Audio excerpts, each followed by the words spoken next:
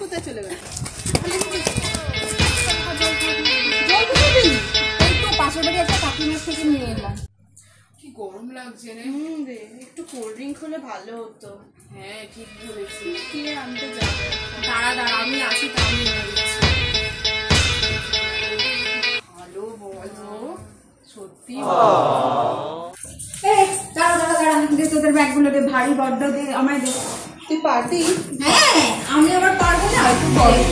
চল এই মন খারাপ করিস না, বল কি আর করবি। কি হয়েছে রে, কাঁদছে কেন? আরে দেখ না, ওইদিকে একটা ছেলে আছে, ওকে কি বাজে কথা বলেছে, ও সেই জন্য। চল এক্ষুনি মাটি চল।